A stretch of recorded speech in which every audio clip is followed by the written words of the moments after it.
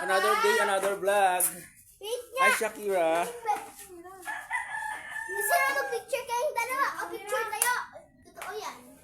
O, mas mataas ka siya sa palda mo. Say hi to the vlog. Si Ate. Say hi to the vlog, Tita Igay. Sila si Daddy. Nandiyan na eh. Picture mo yung... Picture tayo. Wait lang. Kaya na. Picture tayo. Shakira, saan punta natin? Shakira, saan punta natin? Korean convenience store. Saan? Korean convenience store. Korean convenience store. Dami na akong picture dyan eh. Saan yun? Saan yun? Saan yun? Tagaytay. Tagaytay. Say hi to the vlog muna, Shakira. Ano ba? Kaya na nga hot, nakarating na kami din sa Tagaytay, din sa bagong bukas na Pan Mart Korean Mart. Dili nga daw pwede kang mag-dine in, pwede ka ditong magluto ng kung ano mga iyong mapipiling mga noodles. Ay napakarami naman talagang pagpipilian ere ho ang aking mag-anak. Ayan, talagang sila ay namimili na kung anong makita nila ay pukaris na yan.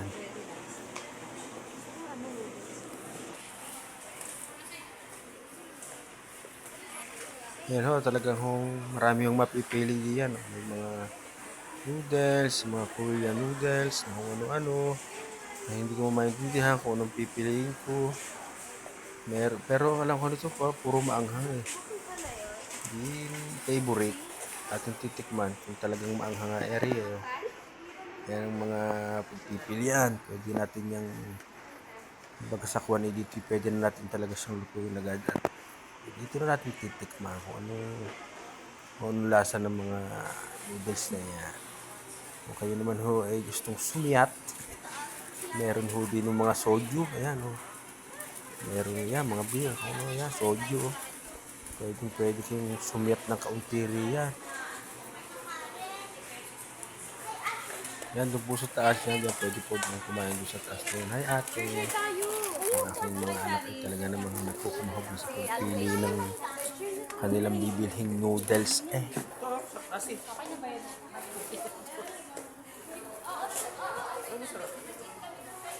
Anong gusto mo yung hindi mo pa nakatry? Lahat naman yung Yung sa din na masarap. Dapat nag-search ka muna.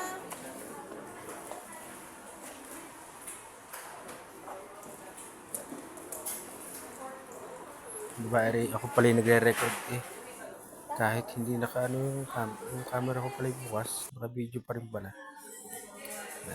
Tayo pupunta muna din ito, tingnan natin kung ano kaya ang mapupusuan natin ating titikmain. Dami ba naman, nakakalito. Mahirap talaga mamili yan, may Korean ba naman.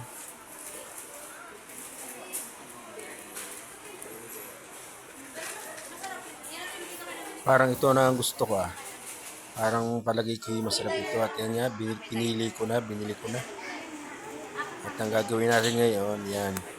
Yung mga bowl na yan ay parang kumbaga sa tawag dito, pancit canton.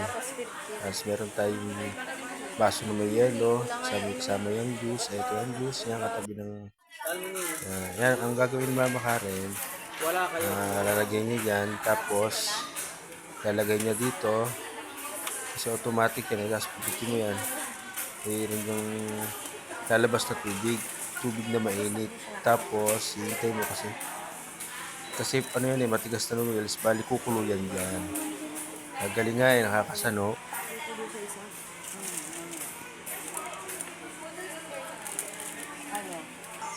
Yan, bali hintay na natin siyang kumulo dyan.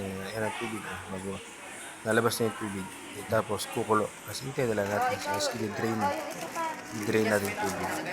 Doon kami mamaya sa taas. Kami uupo. Magkano po?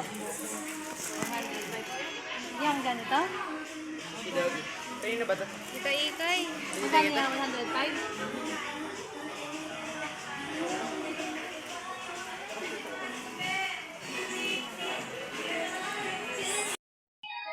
Ayan nakulo na siya. Ayan ang sinasabing magic.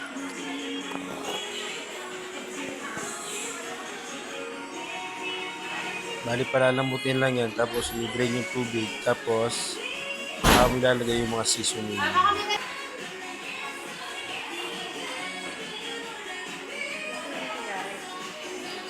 Saan yun siya? Ipatong mo na dito.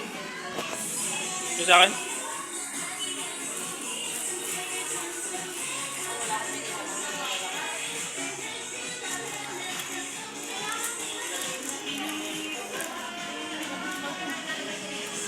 Ano, bali, okay na siya, i-drain mo na lang yung tubig niya.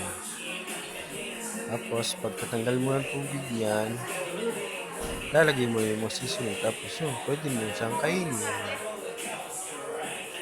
Bad time mo. Bad time mo kayo nun. Pero hindi kayo, kuluan na kasi.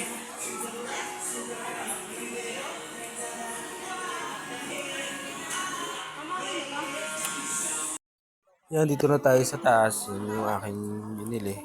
Ako dito, ako. At sa palagay ko ay maengheng. Kasi yung sa kanila, oh.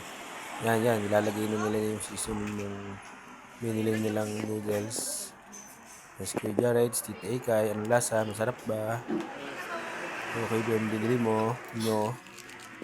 Tita Ekay, tapos Kuya Jared. Wala ko naman. Manghang pala to.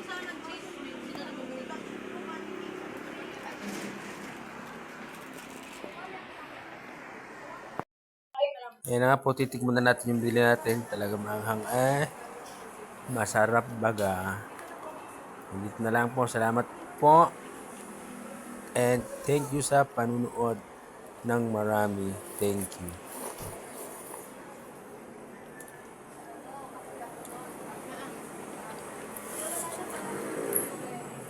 So yummy.